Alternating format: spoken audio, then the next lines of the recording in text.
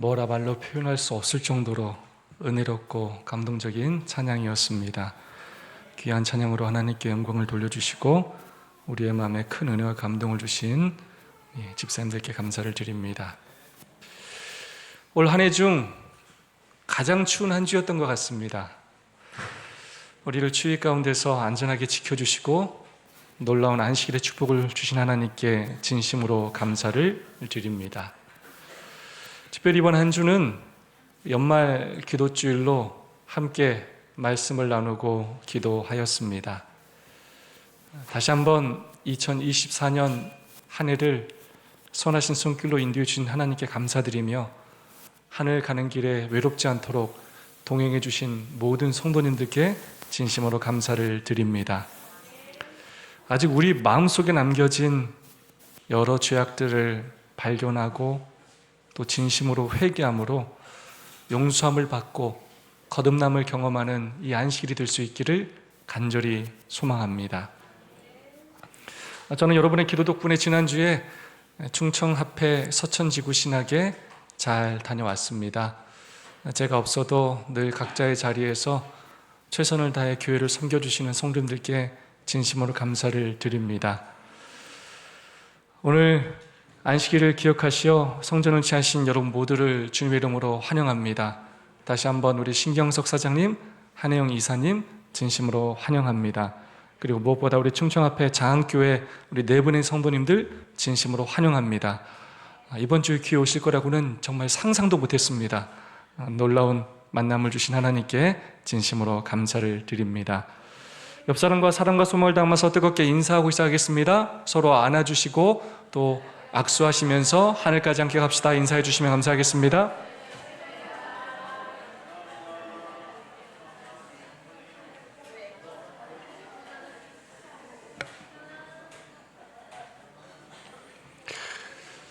올해 12월 4일에 소방관이라는 영화가 개봉했다고 합니다.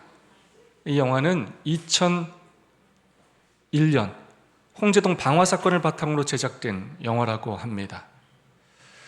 집주인 아들 최모 씨가 술을 먹고 새벽 2시쯤에 들어와서 자신을 야단치는 어머니와 다투고 그러다가 어머니에게 주먹을 휘둘렀고 화가 풀리지 않자 집에 불을 지르고 도망가면서 화재가 발생했습니다. 이 화재를 진압하기 위해서 소방차 20대와 소방관 46명이 출동하였으나 골목에 불법 주차된 차량들로 인해서 소방차가 그 집까지 진입하지 못했습니다. 어쩔 수 없이 현장에서 150m 떨어진 곳으로부터 소방호수를 끌고 뛰어 진화를 시작했습니다. 정말 안타까운 것은 이 화재를 진압하다가 소방관이 들어갔는데 2층 주택 전체가 무너져 내리면서 화재를 진압하던 6명의 소방관이 순직하고 3명이 큰 부상을 입었다는 사실입니다. 너무나 귀한 그리고 많은 생명이 죽게 되었습니다. 진짜 안타까운 점은 무엇이냐면 그 불이 났던 그 집주인 어머니가 아들이 아직도 안에 있다라고 말을 했기 때문이에요. 아들은 이미 불을 내고 도망갔는데 도망간 방화범을 구하러 들어갔다가 사고를 당하고 만 것입니다. 여러분, 이 얼마나 안타깝고 가슴 아픈 죽음입니까? 소방관이라는 영화 포스터에 이런 문구가 나옵니다. 이건 소방관들이 사명처럼 여기는 말이에요. First in, last out. 화재 현장에 가장 먼저 들어가서 가장 마지막에 나온다는 것입니다. 여러분, 이 얼마나 감동적인 정신입니까? 그 위험한 곳에 잠시라도 머물러 있을 수 없는 그곳에 죽음의 위협이 있는 그곳에 다른 사람의 생명을 구하기 위하여 나의 생명을 내어 던지면서 가장 먼저 들어간 다음에 모두를 구하고 가장 나중에 나온다는 것입니다. 이 소방관의 사명과 소명이 얼마나 숭고한지를 새삼 느끼게 되었습니다. 1958년 스모키 린이라는 미국의 소방관이 아파트 화재 현장의 창문으로 어린아이 3명이 있음을 확인했지만 건물주가 설치한 안전장치 때문에 끝내 아이들을 구출하지 못했습니다. 눈앞에서 그렇게 죽어가는 아이들의 그 모습을 보고 구하지 못했다는 그 죄책감에 시달리던 그는 어느 소방관의 기도라는 시를 남겼습니다. 시의 내용은 이렇습니다. 제가 부름을 받을 때에는 신이시여 아무리 강렬한 화염 속에서도 한 생명을 구할 수 있는 힘을 저에게 주소서. 너무 늦기 전에 어린아이를 감사 안을 수 있게 하시고 공포에 떠는 노인을 구하게 하소서. 언제나 방심치 않게 하시어 가냘픈 외침까지도 들을 수 있게 하시고 화재를 신속하고 효율적으로 진압하게 하소서. 그리고 신의 뜻에 따라 제가 목숨을 잃게 되면 신의 은총으로 저의 아내와 가족들을 돌보아 주소서. 타인의 생명을 구하기 위해 자신의 목숨을 내어 걸고 불길로 뛰어드는 그 모습에, 이타적이고 희생적인 그 모습에 절로 고개가 숙여지게 됩니다. 순직하는 비율이 가장 높은 직업이 경찰관과 소방공무원입니다. 소방관들이 순직할 때마다 뉴스에서 어떤 표현을 사용하냐면 숭고한 희생이라는 표현을 사용합니다. 이 숭고한이라는 단어는 뜻이 높고 고상하다라는 뜻입니다. 이 숭고한이라는 단어는 아무 곳에나 사용하지 않습니다. 정말 이타적이고 정말 희생적일 때, 나보다 다른 사람의 생명을 더 귀히 여길 때 사용하는 단어입니다. 이처럼 소방관들의 희생은 숭고한 희생입니다. 그들의 사명과 소명은 너무나 숭고합니다. 소방관들의 사명만 숭고한 것이 아닙니다. 하나님의 택하신 백성들의 사명과 운명 또한 너무나 숭고합니다. 이번 주에 우리는 부조와 승자 제53장 초기의 사사들을 함께 묵상하였습니다. 이번 챕터를 읽으면서 저에게 가장 깊은 의미로 다가온 표현은 바로 숭고한 운명이라는 표현이었습니다. 부조와 승자 544페이지의 말씀입니다. 이스라엘 백성은 그들의 숭고한 운명을 돌아보지 않고 안일과 방종의 길을 택하여 가나안 정복을 완수할 기회를 잃었으며 여러 세대 동안 선지자가 너희의 눈에 가시와 옆구리에 찌르는 것이 되리라는 예언한 바와 같이 그들은 남아있던 우상 숭배하는 백성으로부터 압박을 당하였다. 부조와 선지자의 숭고한이라는 표현은 딱 2번 사용되었습니다. 그중 한 번이 바로 이곳에 사용되었습니다. 이스라엘 백성들이 약속의 땅 가나안에 들어갔지만 왜 가나안을 정복하지 못했다고요? 왜 오히려 우상을 숭배하는 이방 백성들에게 압박을 당했다고요? 바로 숭고한 운명을 돌아보지 아니하였기 때문입니다. 그들의 사명과 소명을 잊어버리고 안일과 방종의 길을 택하였기 때문입니다. 이스라엘 백성들에게 발생한 모든 죄악들의 근본적인 문제가 무엇이라고요? 바로 숭고한 운명을 돌아보지 않았기 때문입니다. 더 높고 고상한 뜻을 생각하지 않고 개인의 이익을 먼저 생각하였기 때문입니다. 왜 하나님께서 이스라엘 백성들을 가나안에 들어가게 하셨느냐? 부조와 선지자는 그 이유를 정확하게 말하고 있습니다. 하나님께서 당신의 백성을 가나안 땅에 두신 이유는 그들로 도덕적 제약의 조수를 막아 온 세상에 범람하지 못하게 할 강한 방파제로 삼고자 하심이었다. 하나님께서는 이스라엘 백성이 당신에게 충성하는 한 그들이 나아가 정복하고 또 정복할 수 있게 하고자 하셨다. 이스라엘을 왜 가나안에 두셨다고요? 하나님은 이스라엘에게 숭고한 운명, 숭고한 사명을 맡기셨습니다. 우상 숭배와 죄악으로 가득한 그곳을 이스라엘이 정복함으로 그 가나안 땅을 도덕적 죄악의 조수를 막는 방파제로 삼고자 하셨습니다. 그래서 온 세상의 죄악이 범람하지 않도록 막고자 하셨습니다. 하나님은 이스라엘 백성을 선택하시어 그들에게 크고 높고 고상한 운명과 사명을 맡겨주셨습니다. 그러나 안타깝게도 이스라엘 백성들은 그 숭고한 운명을 돌아보지 않았습니다. 자기 잘 먹고 자기 잘 살고 자기들 즐기는 일에 삶을 투자했습니다. 안일과 방종의 길을 걸어갔습니다. 자신의 유익과 안락만을 생각하였습니다. 그래서 그들이 어떤 행동을 하였느냐? 이스라엘 각 지파들은 가나안에 정착한 후에 그 땅을 완전히 정복하기 위하여 정력적인 노력을 하지 않았다. 이미 얻은 영토를 만족히 여겼으므로 그들의 열심은 곧 시들어져서 더 이상 전쟁을 계속하지 않았다. 이스라엘이 강성한 후에야 가나안 사람에게 사역을 시켰고 다 쫓아내지 아니하였더라. 그들에게 맡겨진 숭고한 운명을 감당하는 일에 노력을 하지 않았습니다. 마치 불이 나서 화재 신고가 들어왔는데 출동을 해야 할 소방관이 지금 자기 취미생활 중이라고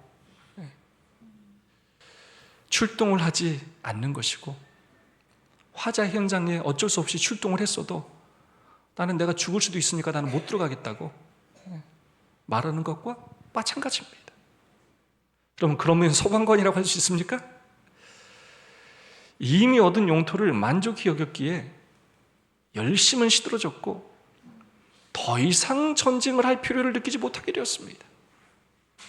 어떤 영혼 구원도, 어떤 교회에서의 헌신과 봉사도 그 필요를 느끼지 못하게 되었어요.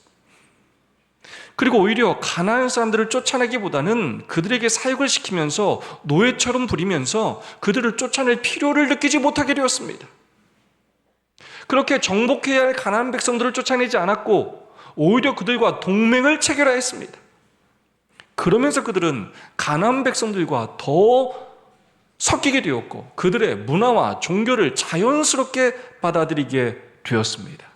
그들은 가나안인들과 자폰하였고 우상숭배는 연병과 같이 온 땅에 퍼졌다. 그 우상을 섬김으로 그것이 저희에게 올무가 되었도다. 저희가 그 자녀로 사신에게 제사하였도다. 그 땅이 피에 더러워졌도다. 도덕적 죄악의 조수를 막는 방파제가 되었어야 할 그들이 아무렇지도 않게 가나안인들과 결혼하고 그들의 우상을 숭배하면서 오히려 그 가나안인들의 죄악을 더욱더 멀리 퍼뜨리는 일을 하게 되었습니다. 불을 끄라고 보냈더니 불을 지르고 있는 것입니다. 홍수를 막으라고 보냈더니 방파제를 파괴하고 있는 것입니다. 이방인들처럼 자녀를 불에 태우는 제사에 바치는 악습까지 따라하면서 그 가나안 땅이 피로 더러지고 말았습니다. 그래야 결국 어떻게 되었느냐? 이스라엘 사람들은 그들의 죄로 인하여 하나님을 떠나게 되었다. 그러므로 하나님의 능력이 그들로부터 물러가서 그들은 더 이상 저희 원수를 이길 수 없었다. 그리하여 그들은 하나님을 힘입어 정복할 수 있었던 바로 그 민족들에게 압제를 당하였다. 가나안 백성들을 정복할 수 있는 힘과 능력을 주셨고 약속을 주셨건만 숭고한 운명을 돌아보지 않고 정복하지 않자 안일과 방종의 길을 걸어가자, 죄악의 길을 걸어가자. 처음에는 가난한 사람들을 노예로 부렸지만 이제는 결국 그들에게 압제를 당하고 말았습니다. 가나안의 주인이 바뀌게 되었습니다. 안주하면 가만히 멈춰 있는 것이 아니라 뒤로 후퇴하게 됩니다. 조심해야 합니다. 과거에 열심히 했다고, 나는 나이가 많이 들었다고, 어떠한 이유로든 안주하기 시작하면 누구도 안전하지 못합니다.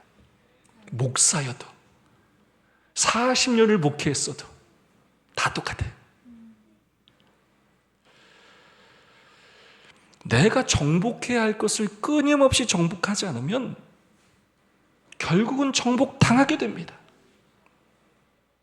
나의 삶에 남아있는 죄악들을 쫓아내지 않으면 결국은 그 죄악의 노예가 되고 맙니다.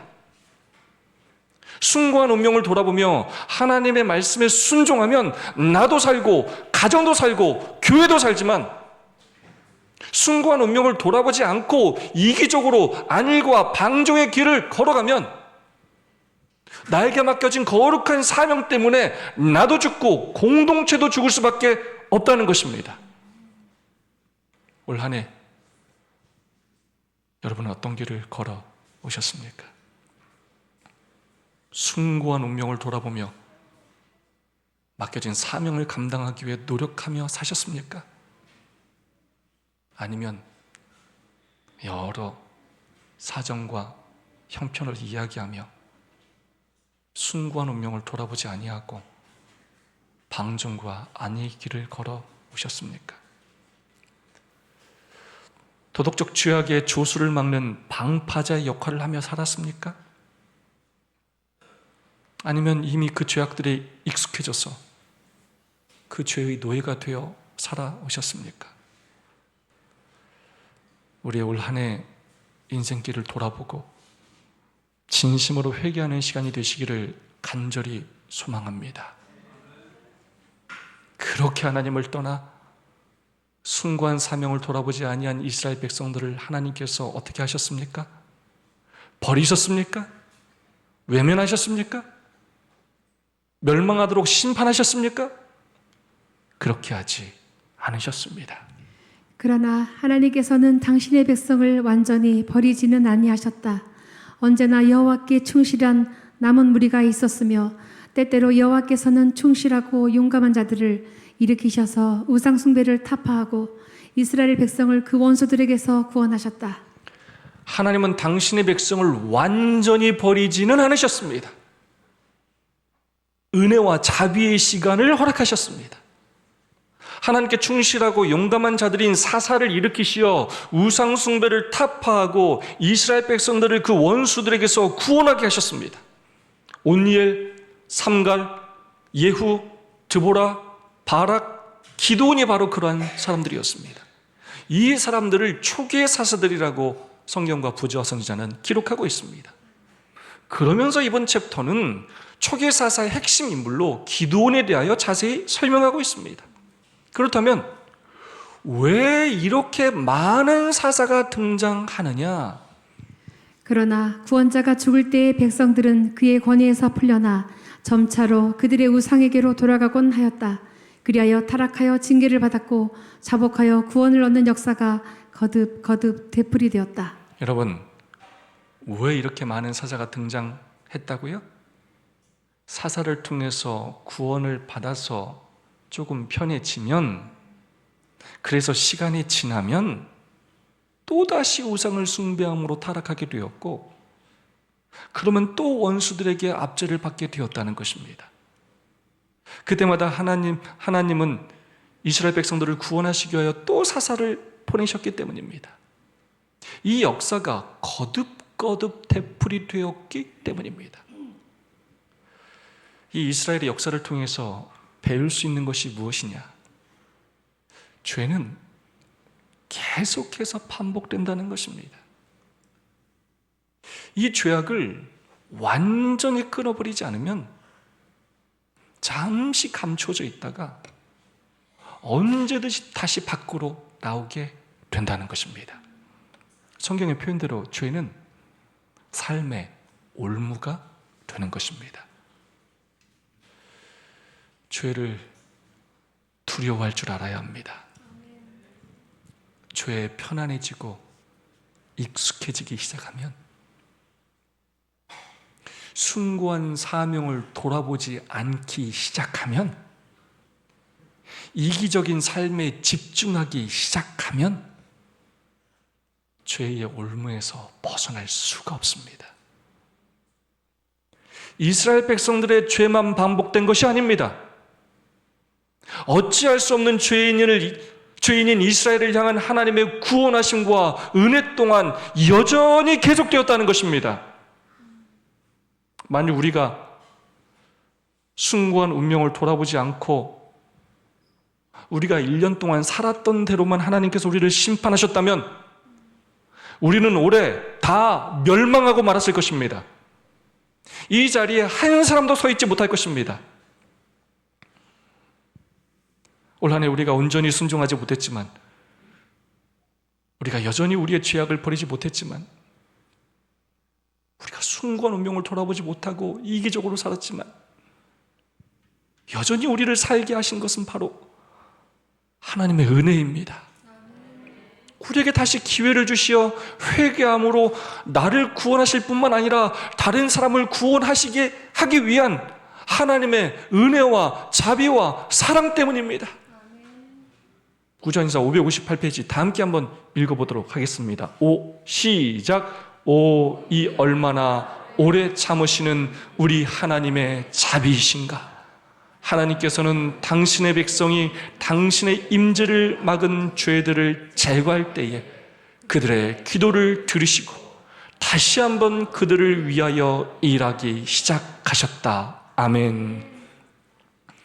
도덕적 죄악의 조수가 온 세상에 범람하고 있는 이때 숭고한 운명을 돌아보며 죄악의 방파제 역할을 감당할 하나님의 남은 백성들이 필요합니다. 나의 개인의 유익과 안일과 쾌락과 방종을 떠나 오직 하나님 말씀에 순종하며 다른 사람을 구원하는 일에 나의 목숨을 바칠 숭고한 희생을 할 수 있는 마지막 시대의 사사들이 필요합니다. 하나님께서는 지금도 당신의 백성의 노력으로 일하시고 연약한 그릇들을 통하여 큰 일을 성취하시기를 원하신다. 온 하늘은 우리가 하늘의 지혜와 능력을 구하기를 기다리고 있다. 아멘. 비록 연약하지만 하늘의 지혜와 능력을 구하며 숭고한 운명과 사명을 감당하려고 노력하는 사람이 필요한데 그 사람들을 하늘이 여전히 기다리고 있다는 것입니다. 저와 여러분이 이 마지막 시대 그런 사람이 되시기를 간절히 소망합니다. 소설가 김원 선생님이 소방의 날을 기념하여 소방관 헌정문으로 쓴 글귀입니다. 지금은 소방의 날 슬로건으로 사용되고 있습니다. 참 감동적이에요. 살려서 돌아오라. 살아서 돌아오라. 우리가 이 마지막 시대에 죄악이 불을 끄는 소방관들입니다. 숭고한 운명을 돌아보므로 죄로 죽어가는 영혼들을 그 죄악의 불길에서 구원할 뿐만 아니라 그런 숭고한 삶 때문에 예수님을 닮아가는, 그래 마침내 구원받는 저와 여러분 모두가 될 수 있기를 진심으로 간절히 바라면서 오늘 말씀을 마치겠습니다. 두 분씩 짝을 지으시고 받은 은혜와 결심을 3분 동안 나누도록 하겠습니다. 한 분도 빠짐없이 모든 분들께서 참여해 주시면 감사하겠습니다. 두 분씩 짝을 지으시고 받은 은혜와 결심을 3분 동안 나누도록 하겠습니다.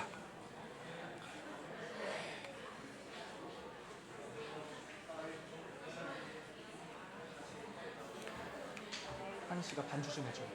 반주 좀 해줘.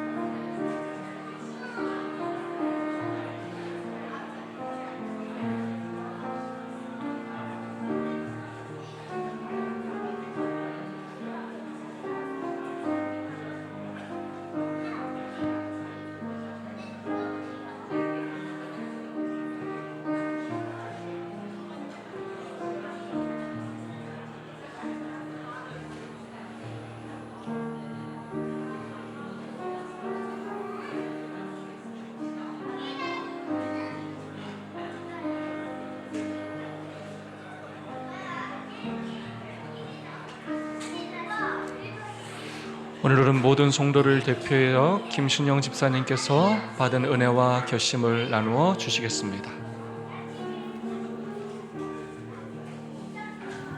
네, 저는 오늘 목사님의 말씀을 들으면서 제 자신이 2024년 한 해를 돌아보니까 제가 어떻게 살았나 반성을 하게 되었습니다. 그래서 이스라엘 백성들이 숭고한 운명을 돌아보면서 하나님께 의지를 하며 살아갔어야 되는데 편안하게 흘러가는 삶과 현실에 안주하면서 또다시 우상을 숭배하게 되는 모습을 보게 되었습니다.